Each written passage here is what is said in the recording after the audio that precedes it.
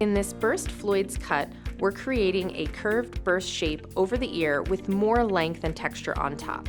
Use clipper over comb to refine the burst shape and blend into the top foundation. Keep your comb angle tight to the head and follow the curve around the ear. Set a round, soft guideline at the ear with your clipper in the open position.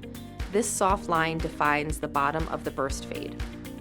With a half guard on and the clipper in the open position, create a new guideline about 1/2 inch above that soft line, following the same curve.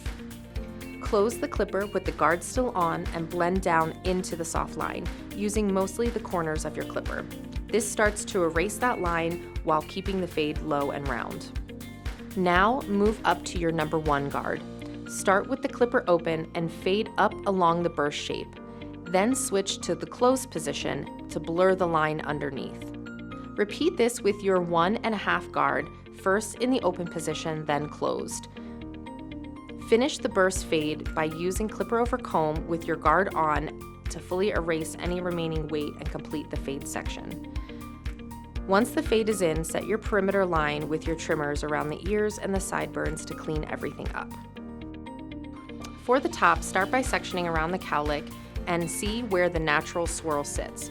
Our model today has a double swirl, so we're going to take diagonal sections to the left for his left-hand side and diagonal sections on the right for his right-hand side. This will keep the crown from splitting and supports the burst shape. Split the remaining top into 2 halves. On your first side, take horizontal 1/2 inch sections from the parietal ridge pulled straight out and cut them to match the length that you've set on the sides. Over-direct each section to the previous to maintain length. As you reach the fringe area, over-direct it back to maintain length in the fringe. As you work up to the center top, if nothing reaches when you over-direct that last section, that just means there's nothing to cut. Repeat the same horizontal sectioning and over-direction on the opposite side. For detail, add texture on top by pulling up sections and deep point cutting with your shears. The goal here is to add texture, not remove length. Once you've added the texture you want, dry the hair completely so you can see the final shape.